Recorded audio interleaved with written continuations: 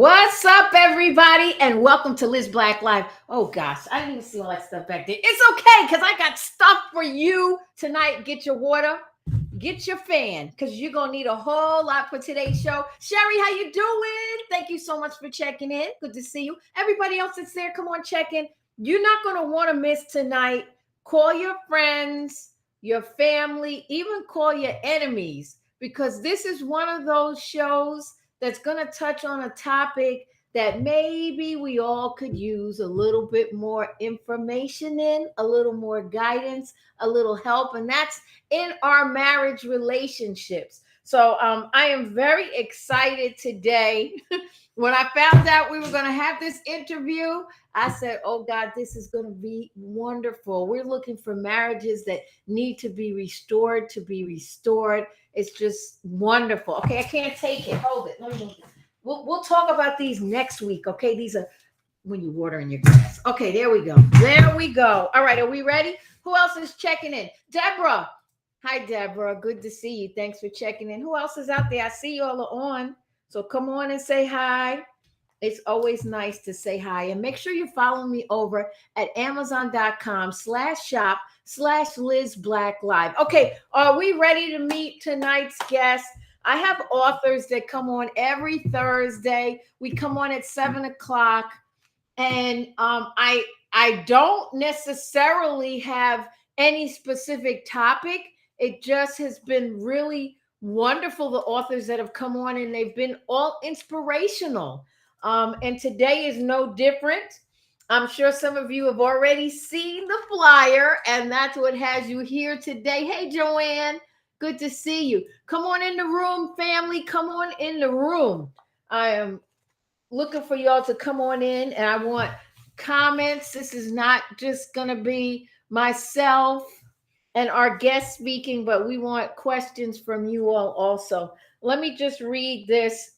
He is the CEO of Nicolls Group of Companies. He is a licensed minister. Okay, don't forget that part. He is a licensed minister, certified relationship counselor, a couple's intimacy coach, and the facilitator with God's Anatomy for Marriage. So without any further ado, I want to welcome to the show none other than Marlon R. Nicolls. I want to welcome him now. Come on. Hi, Marlon. How are you? I'm doing good. I'm doing good. How you doing today?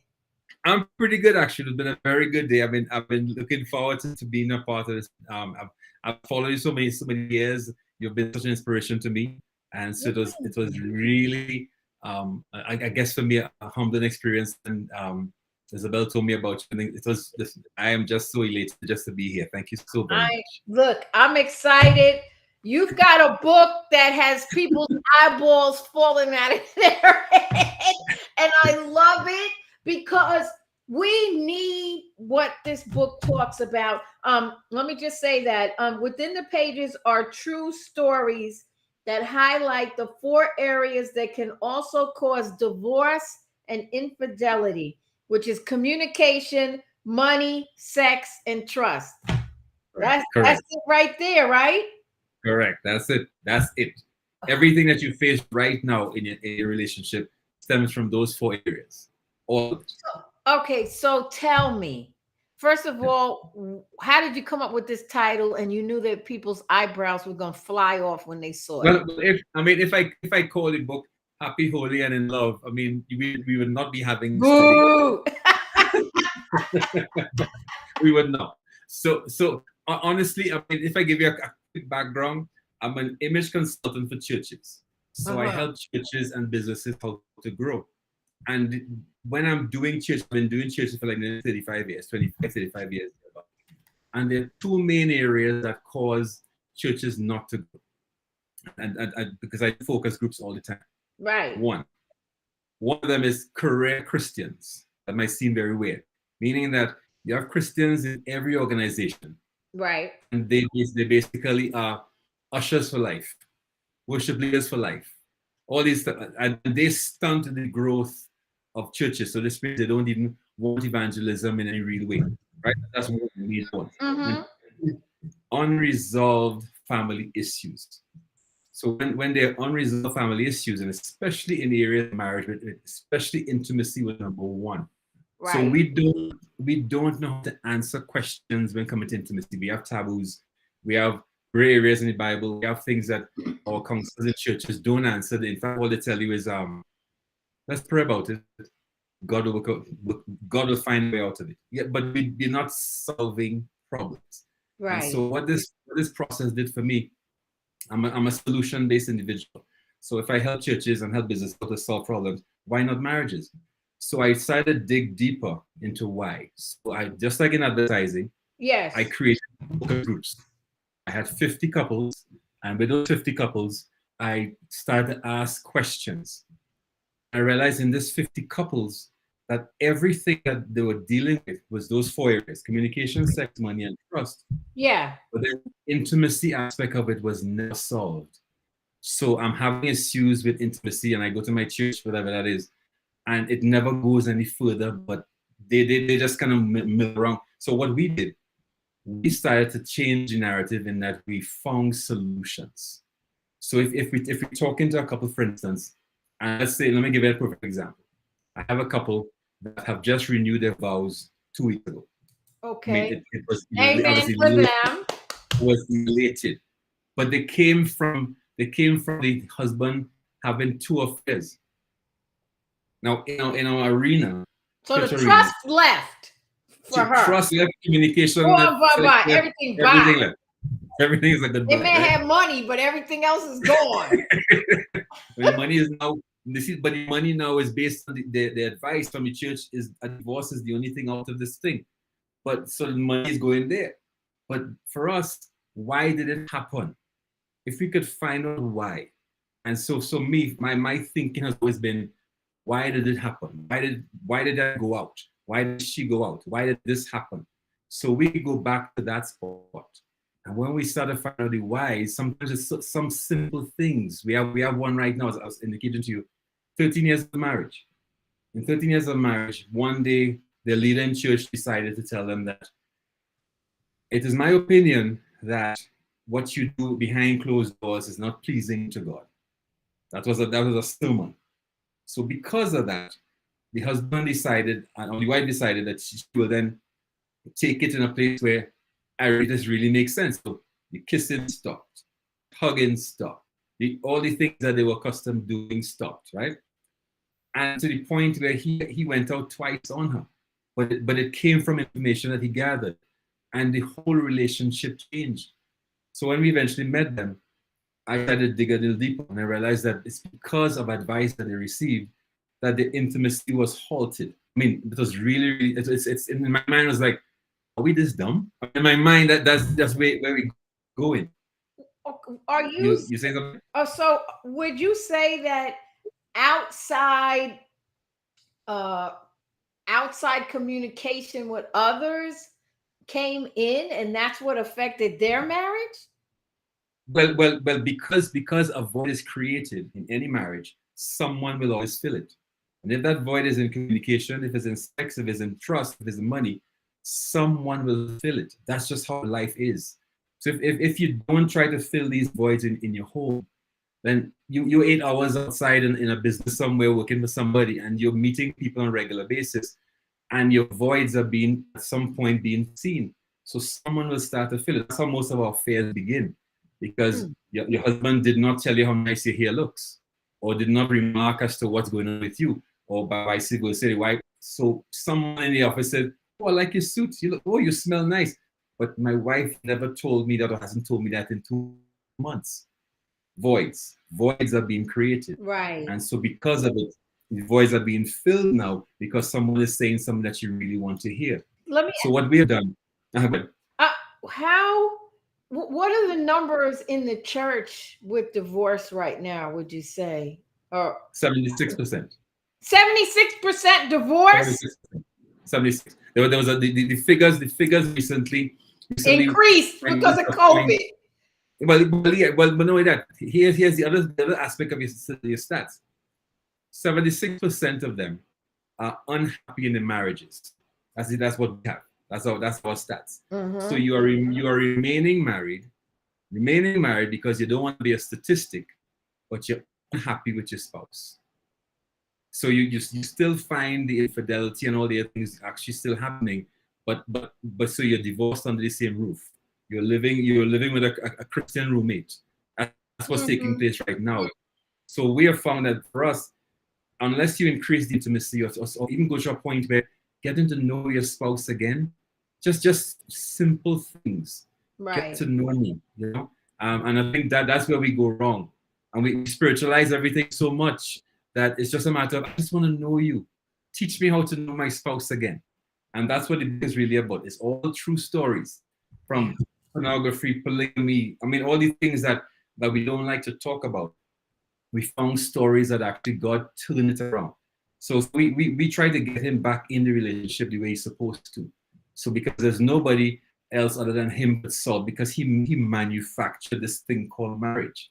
Yes. So if you could go back to the source, then it makes more sense. You know, so because most of our counselors and unfortunately some of our leaders and pastors, they counsel based on their own hurts, inefficiencies, these areas that they know what they know. They can only say what they know. And so because of it, they counsel based on where they found themselves. And unfortunately, sometimes that doesn't work. So if I can get God back into the mix again, and that's what we've been doing. So we get the husband and the wife get back to a point where, one, we teach them how to get to know each other. And then two, get God back in relationship, complete devotions and get him back there. Just like in church. Honestly, intimacy is synonymous with worship. It's this very same thing. Here is the book we're talking about, Happy, Holy, and Horny. It is available on paperback, and it is also available on Kindle. For paperback, it's $19. The link, now I need all of y'all on Facebook.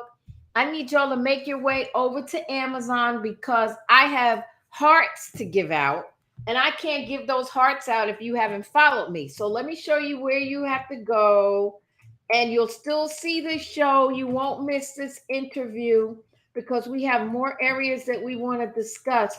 But I need you all to come over.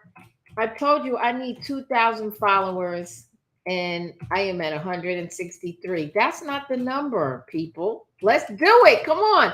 All right. I think Liz Black live. Okay. When I put it in the chat, if you guys be so kind and go over there and follow. It's very easy. Just follow. Everyone has an Amazon account. And I want you to plant seed today in someone else's ministry. Not just your marriage. Get one for you, but get one for another couple that you know that could use that. Get the Kindle. It's $7.99. You can send them a link and they can watch it right on their Kindle. But this is stories. These are true stories of people that were, I guess you would say, Marlon, they were on the verge of divorce or maybe even divorced. Some have been divorced already and rekindled, and in some cases, just hating each other. You've come to a point where you just hated your spouse. And so one of the things that, for me personally, the Lord taught me how to forgive. And that is what made this book so real to me. Some years ago, someone tried to hurt my daughter. And it took to a point where she became what we call catatonic, where they literally tried to hurt her, and she stopped. She hasn't spoken for 7 years. Stopped using the bathroom. I mean, all the things that I mean, it put me in a spot as a father. Do I get rid of this person? You know, you get to that place where I know that feeling. And then yes. Lord had to teach me how to forgive, but not just the normal church forgiveness. Yeah. He taught me how to forgive really in that, and then how to close chapters well. So he took me to scripture verses. So that's why the book is so important. The book itself will train you how to forgive. I mean, how to forgive properly. And so by doing that, my heart was completely transformed. So I can now teach a couple how to forgive your spouse, really, and then show you what the Bible says. And I mean, quickly, there's a parable that talks about, the guy that owed the king all the money. Well, in that small parable alone has such keys for a relationship. So you owe the king $2,250,000,000 of our money. He walked outside and the king forgave him. He walked outside. His friend owed him $2,000. He threw his friend in jail. King found out as to what he did. The king threw him back and put him in jail and said, until you pay me back, you will remain here. And here's what the Bible says. The same thing will happen to you until you forgive. In other words, I will place you in an incarcerated place of life. And that you're in a 6x6, you would not go any further. Nothing will happen to you and for you until you forgive. So you find yourself in a spot where if you cannot forgive, you are confined to a space and a spot psychologically, mentally, I mean, everything. Yes. Until you forgive. And that is what the Bible says. So God is very, very clear on what and you are snared by the words. So in other words, if you don't understand the principle of how to forgive well, you will keep yourself, you'll stay in the past. Your money will be you're not getting money. Things are not going to be going right for you. That's that's every relationship, right? Every relationship. I mean, forgiveness is the key. And a lot of times, marriages, you've been through so much, you need a lifeline. It's at the point of, okay, so this is a lifeline, y'all. You can pick this book up, get it on Kindle. If you know somebody that their marriage may need a jump start or a lifeline, go ahead and let them get this book. Let them know that. How many couples do you interview in here? 250. Well, in fact, we did 300. We did 50 first, and then 250. Wow! It's a full focus group of what has happened to real people and what God has done to transform them. I mean, the stories are ridiculous. That's why the book is actually rated M for mature, because I do not hold back on the things that happen to the couple. There's no mamby-pamby kind of language. I tell you exactly what happened. Woof. Let me talk about Janet. Said something. I think it was Janet or Laura. Let me. Okay. She says, but marriage is not for everyone who's not willing to commit. How do you find when you're talking with the couples? Is their level of commitment still there? I guess to be with you, it must be. That's a very good question. You see, one of the things that all these things have done, let's say we talk in pornography and all the other elements, it makes the couples not be present. So what we do, we try to teach you to be present with your spouse, present. Because we tend to think about other things and find other things to meander our minds on. But we teach you to be present.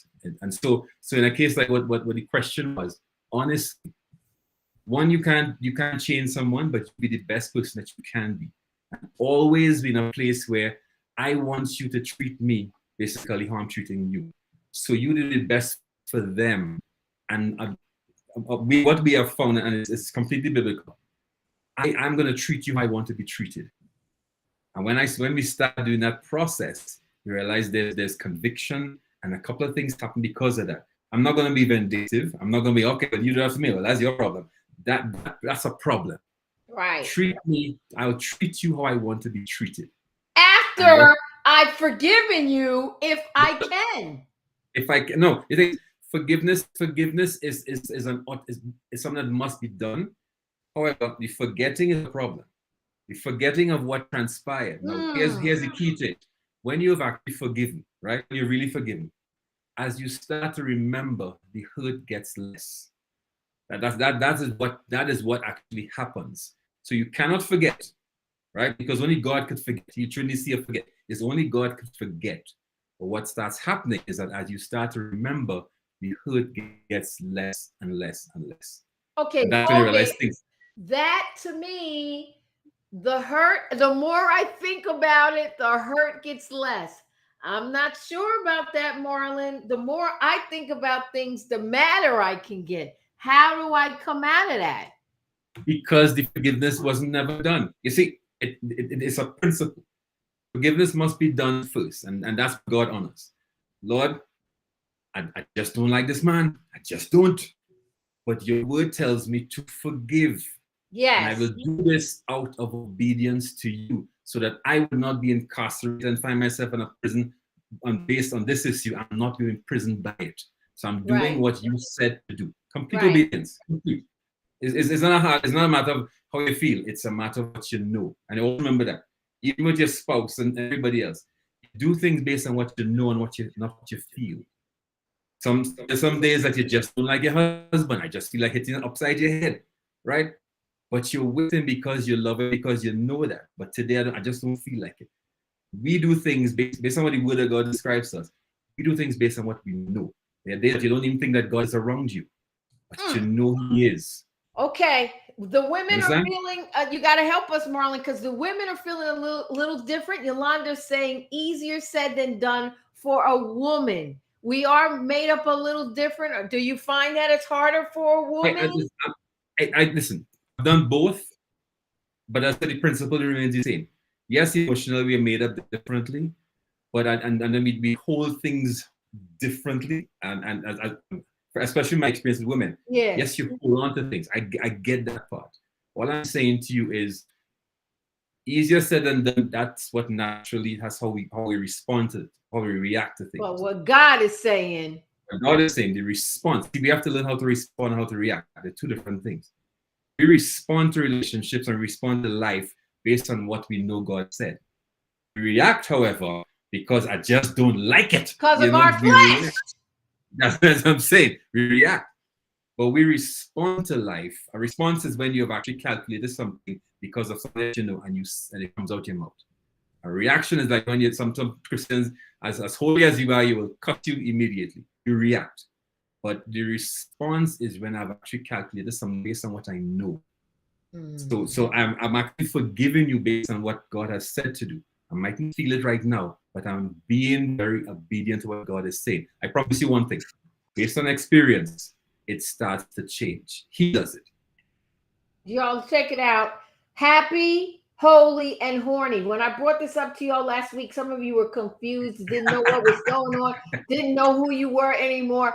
And I explained this.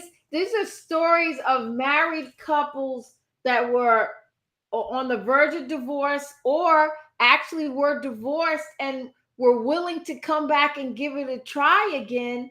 And Marlon was able to sit with them, minister to them. And those stories, of course, anonymous, are in this book.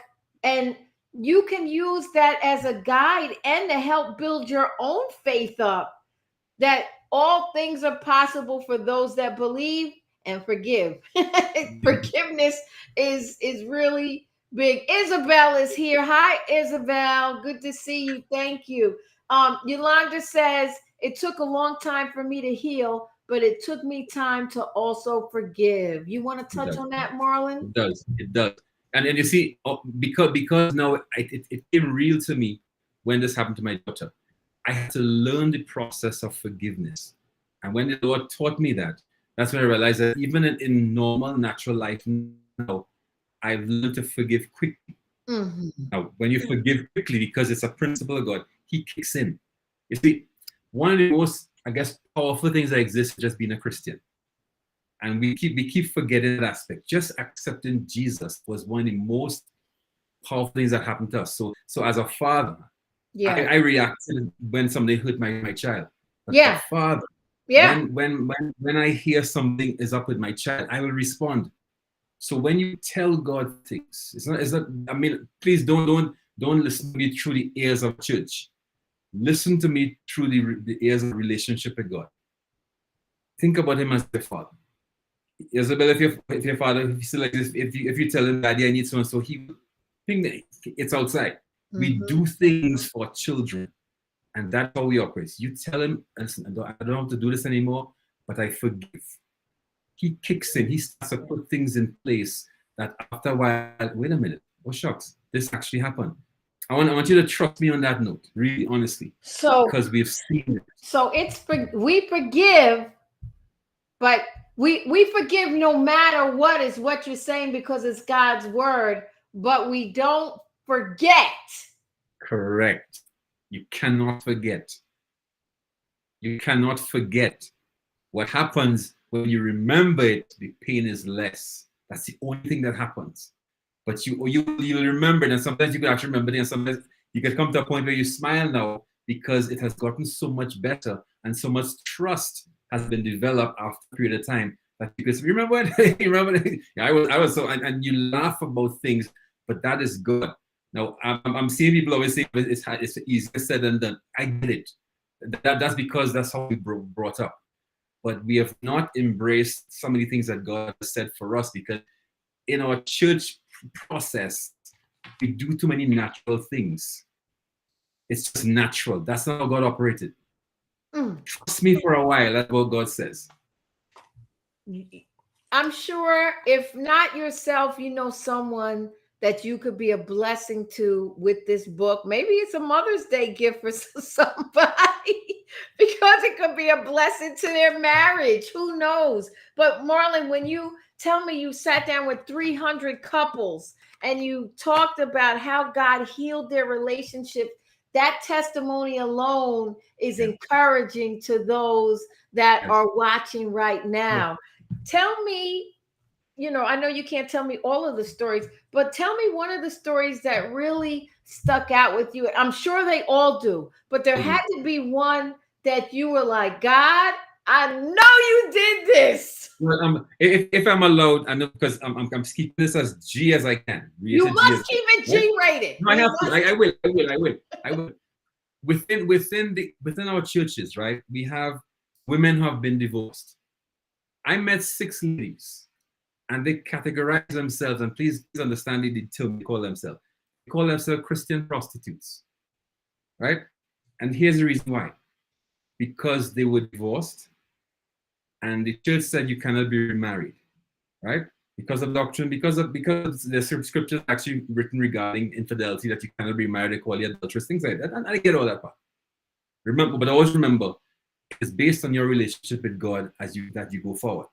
Yeah. That is what it's based on. It's based on how does He see me. It's based on that, not based on bishop and this one suffragan bishop. No, it's based on what God sees me as. So these women were in churches, some are Sunday school teachers, praise and worship leaders, doing all these normal things, but have been married, have been sexually active, have passion and want to be loved and cuddled again. And what was happening was, and this is being as practical as I can, they just want to hear somebody say, I love you again. And that's real. Yeah. And you're single in the church, and it's a predominant thing that's happening in most of our churches.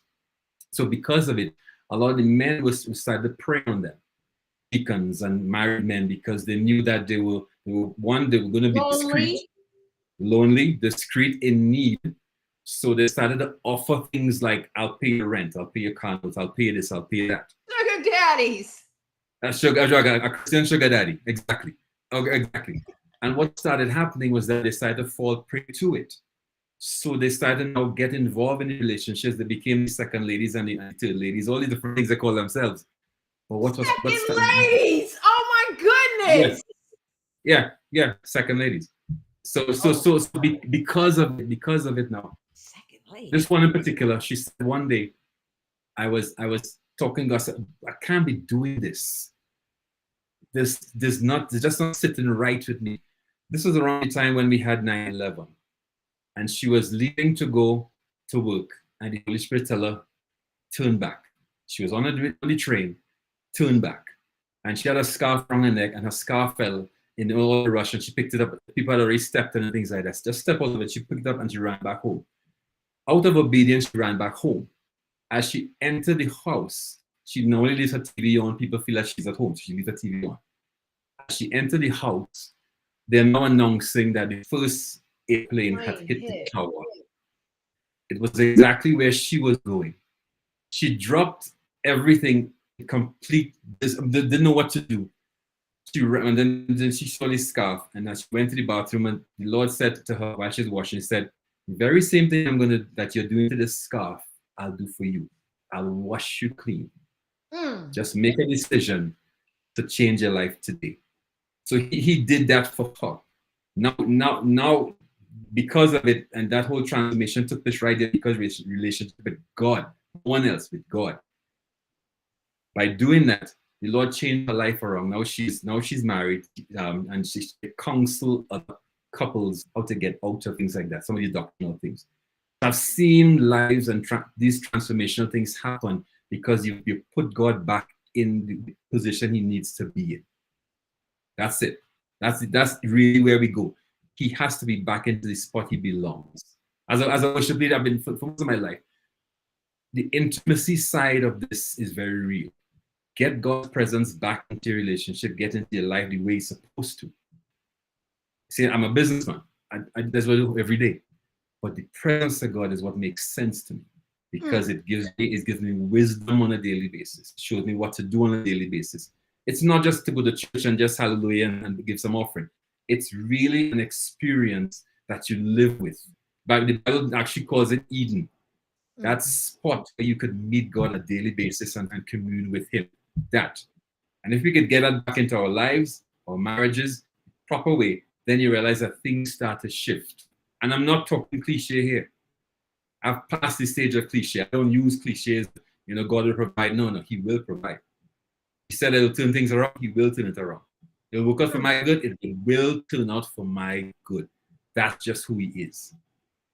So I've learned how to put him back where he belongs, and that's how we've seen the marriages actually start to change again. He's put back in his right spot.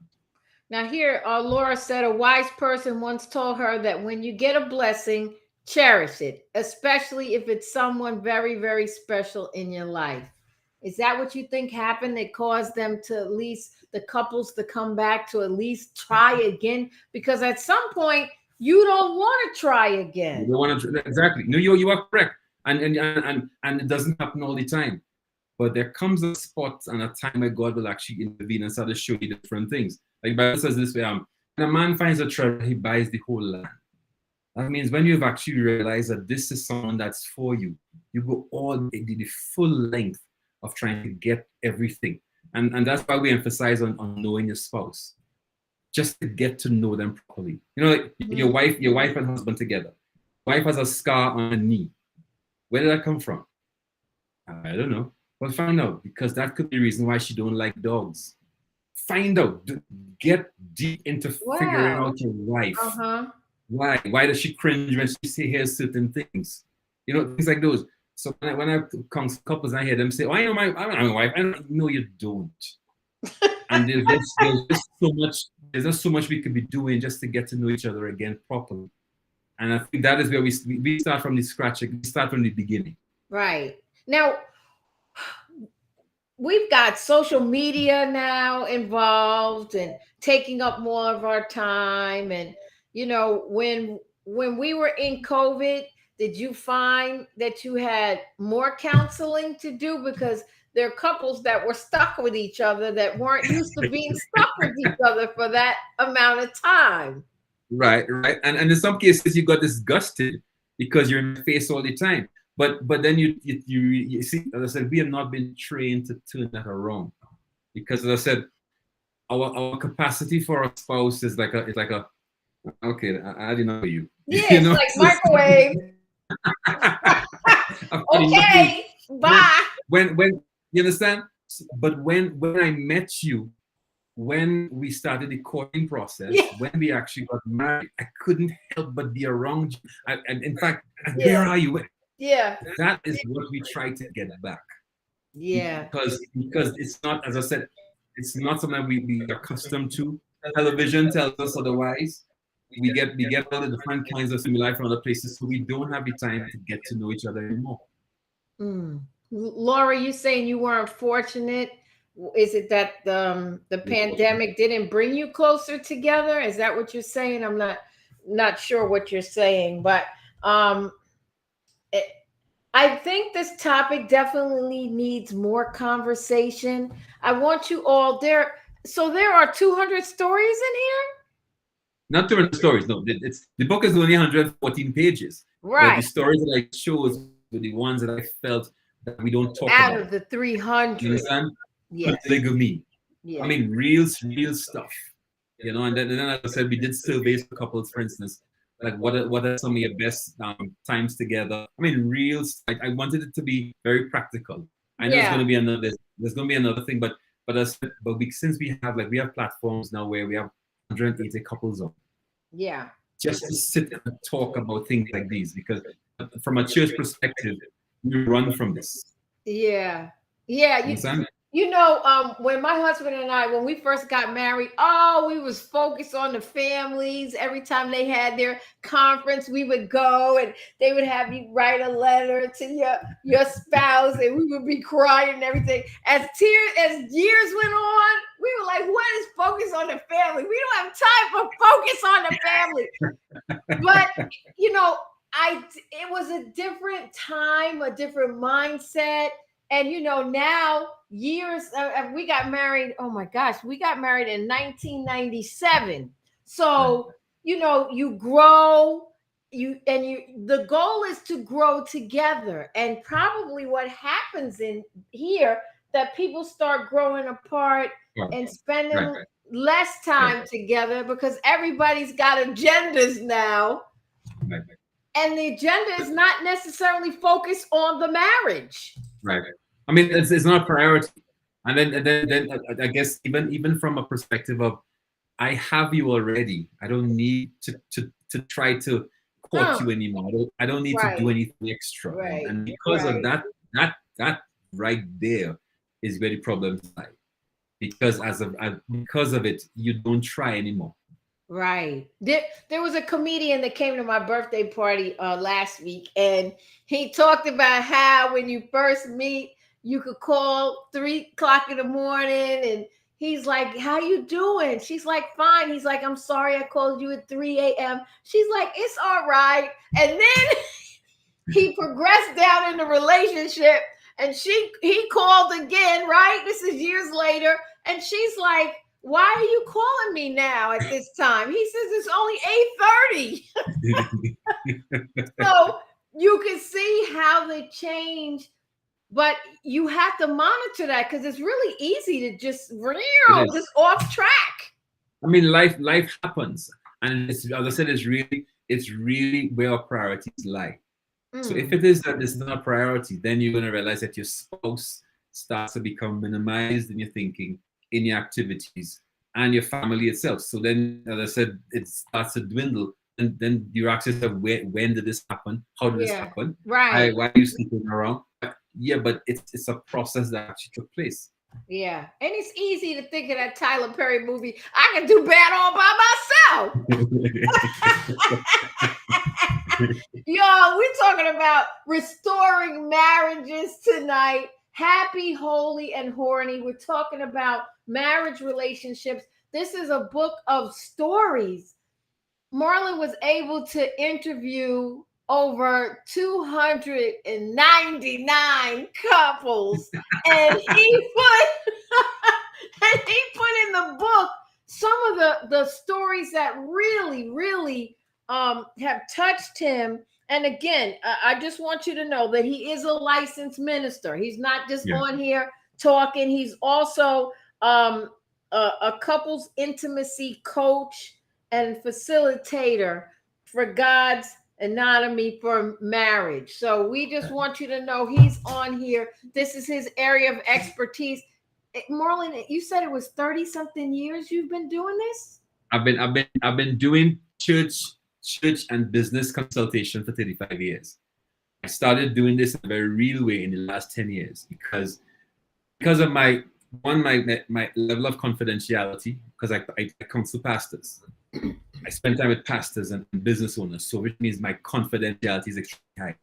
I realize it's not something that we actually do in church. We don't hold confidentiality in any priority whatsoever. In fact, I was at church recently, and after a counseling session, a lady then calls the intercessory leader. I want you to pray for brother so and so and sister so and so, because you've just told the intercessory leader what's happening in your counseling session because you feel it's okay. That is a problem. Those things are problems. So we, in our church arena, we do not have the confidence in people that they're confidential with our stuff. So I want to find a way to solve that problem. So as I said, everything we've done so far and what we have done is solution-based. We have too many problems arising around us, and we have been trying to find solutions. Yeah, and it says marriage and sex is a God idea. Tell us about that. It's a God idea. It's a God idea. You see, where he's concerned, he was always been concerned about us. Let me relate it. Let's say, for instance, like worship, right? Just think about it. The word sex and worship is synonymous. It's synonymous. You cannot have a relationship with God until you're intimate with Him. Let's think about church. God comes in the church to be worshipped first, and then he does stuff. So you say it was like, let's say in worship, in most of our churches, we do vertical music and horizontal music. Horizontal music is things like Meet by the River and all these sort of stuff that we sing. Rough But side then of the mountain. They're all rough. yeah. I got But it. then there's some. But then there's vertical music like I want to be where you are. There's no one like you. I love you, Lord. I mean, when we started telling me things that He wants to hear, and I want you to relate it to you as a wife and as a husband. Right. I started telling you things that I want to hear. I have no choice but to come to you, and I spend time with you. That's the euphoric place that you feel it sometimes in church. He actually comes in and there's His presence. You just lift your hands and you want to honor Him because He's here. That's the intimacy I'm talking about. But when He comes in now, He comes in to do stuff after you spend time with Him. So think about your spouse. When you've actually given him a good time in bed, it's the best time to say, honey, we need a washing machine. We need this. So he comes in to be worshipped and then to do stuff for us.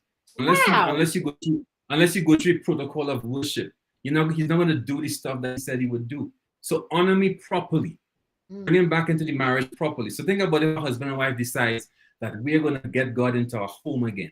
Think about it. Right. If He comes in the home the way He's supposed to, inevitably He's going to start to do stuff on your behalf. They're both synonymous. That's deep. Y'all, we're talking about Happy, Holy, and Horny. It's a book by Marlon Nicolls. You can buy it on Amazon. You can actually get it on paperback. You can get it on Kindle. And bless somebody with the Kindle. You don't even have to do much. Just send them a link and say, hey, I want to bless your marriage. Because basically, this makes you think all things are possible. Even a marriage that looks like it's at the very end of despair and divorce is final. God can still restore. He can. And that's awesome. I want you all to pick up the book. It's $7.99 on Kindle, or you can get it on paperback, which is $19. The link should be, let me see if that link is coming up. I want y'all to be able to see the link. You can just click the link. You have to come over to Amazon to actually get the link. You can also make sure that you're going over to see Marlon Nicolls. You can check him out right on social media. And I want to know, before we go, is there anyone out there that had a question that you'd like me to ask Marlon at this time? But has this been a blessing to you all? Have you received something from this tonight? I think it's so important that we're able to take nuggets from what Marlon said today and use these nuggets and apply them in our marriages. But he's given us nuggets that we can also apply in any relationship that we had to make them better, as opposed to just saying, all right, bye-bye, Felicia. Okay. Yolanda said, yes, it has been a blessing to her. Thank you. I appreciate that. I'm glad that you all stayed with us. We were only going to stay on for a half an hour. We're probably in 50 minutes now, but this information is important for us to get out. I'll also be having the information on my social media pages. So in case you're not getting the link, you'll be able to get the link over there, and you'll be able to actually follow Marlon on his social media. And, he's giving nuggets and information out there, and he's here to help marriages. That is what his profession is, his ministry. And we're just really grateful that you've taken the time out. And, yourself personally, look, thanks, Isabel. I'm glad. Put that heart up. Work on forgiveness. We all need to, though. We really do. And on the last note, if we could only grasp that, if nothing else I've said, if you could study that parable, for instance, with the guy that actually just study it properly, you're going to realize how deep that really is. It incarcerates you. You can't go any further. You're in a jail system. That's what the Bible says, until you forgive. Mm. So really, it's like drinking poison and expecting to hurt someone else. Yeah. It is Yeah. going to hurt you. That's it. So just be, there's a song, trust and obey. Well, trust and forgive. Just trust God and just forgive. Yes. Just do it, and you're gonna see He kicks in. He automatically starts to put things in place, and you realize, oh, shucks, that really happened. It's gonna be in somewhere in the past eventually. Yeah. Sometimes the hurt is just too deep right now, but I promise you one thing: because He's involved, He will make the change for you. This is a book we all need. Happy, Holy, and Horny. We can share it with others. Don't keep it to yourself. This is great information. I was enlightened. I've got information that and great nuggets that we can all use. It's easy reading, Easy and you read. guys Easy. can get through this book. Take the time and bless somebody. Again, it's Marlon R. Nicolls. Happy, Holy, and Horny. Make sure you get the book and connect with him. You never know if your marriage Right. is in need. He is that's what he does. So we're grateful to have you. Marlon, is there anything you want to say to the people about the book, about marriage, or anything before you go? I mean, take the time to just dig into it, because you see, what my challenge with church is that we tend to put barriers up because of how something might look. But the Lord gave me that name because so it could make you what is that? I have secular groups calling me now because they want me to be a part of what they're doing. Yeah. And it's written to the church, but because of the nuggets that are there, the secular groups, I have secular publishers call me to Yeah. republish a book under their banner because of how deep it is. Yeah. What I'm saying is that it was written for the church, it was written for the marriages, it was written for us, so we could start to make the changes that are necessary. Just embrace it, take a deep breath, and then enjoy it with your spouse. Have some fun with your spouse with the book. Really, that's what it was birthed for. You Just could to read make it sure together. read it together. As I said, there are some. If you go through and you see the testimonials, when you have some time, just look at the testimonials. If you read the testimonials, you will see that so many Yeah. things that are happened there. In the This is book is awesome. a full color book, so it's nice reading, things like that. I've taken the time to write to put full color in the book, so all the monotony is not there anymore. Have fun. Just have some fun. Have some fun. Get the book, Happy, Holy, and Horny, here to help you and your marriage. But we're starting off with forgiveness. That was Yes. the first nugget that Very Marlon true. gave us. And that to me has to happen in any relationship because it doesn't affect the other person. They are Right. going on about their business, eating chicken and everything else. And here we are, mad and holding bitterness. Right, Marlon? Yes, no, but one of the things, Liz, is how do you close those chapters? And the book is also, there's another chapter in there that Yeah. they're just small little things. When something actually happens to you, we hold on to it. Yes, you're forgiven, Yeah. but we hold on to it. And they're just simple things. Just by saying goodbye, we just close a chapter. Just by saying I forgive you. Yes, that closes a chapter. Just saying thank you. Those are simple things where you could just Yes. close chapters off, because you cannot carry a life on if you're living in one chapter and you're trying to live another. You'll be a confused individual. Start to learn how to close chapters in your life properly. You can't be upset with the guy from 14 years ago. Please, he's gone. Close your chapters. Say goodbye. Yeah. Keep it Release. going. You Release understand? that. Release it. Yeah, that's good. Y'all, this has been wonderful tonight. I'm so glad that you all had a chance to come on. You can pick up the book. Again, it's Happy, Holy, and Horny. You can pick it up on Kindle, or you can actually get it on paperback. But you forgive all, Yolanda. I like that. Yes. Isabel said, have some fun. Please do. Love your new show, Liz. Love the insight. Thank you, Laura. God bless you. Isabel said, learn how to close chapters. See, we got a lot of good things out of tonight, Marlon. Hopefully it won't be your last time. I know you've got a whole bunch of other books that in you that's coming out. So yes, we look forward. Oh, yeah, you got some stories. So we're looking forward to hearing more from you. Hi, Todd. Thank you for coming in. Good to see you. We thank everybody that hung out with us all night. Again, you can get the book on paperback or Kindle. And for you all coming on today, I'm just going to give you a big heart. I thank you for even taking time out of your day and hanging out with us and finding out about Marlon's book, Happy, Holy, and Horny. Marlon, it's been a pleasure. I know I'll be speaking to you in the future. So thank you again and have a blessed night. And just thank you for all that you shared with us. We appreciate it.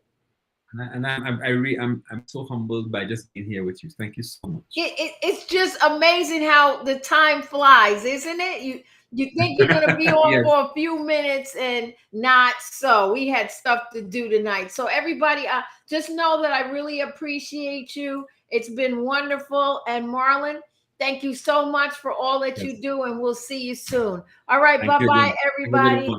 Thank you for watching. I really do appreciate you all taking the time out. I'll be back again on, I'm going to say Sunday, but there's been so much going on. Sunday at 5:30 and Thursdays here at 7. Okay, you know I got nothing but love for you. And until next time, go in peace, grow in grace. Don't just go to church. I really need you all to be the church.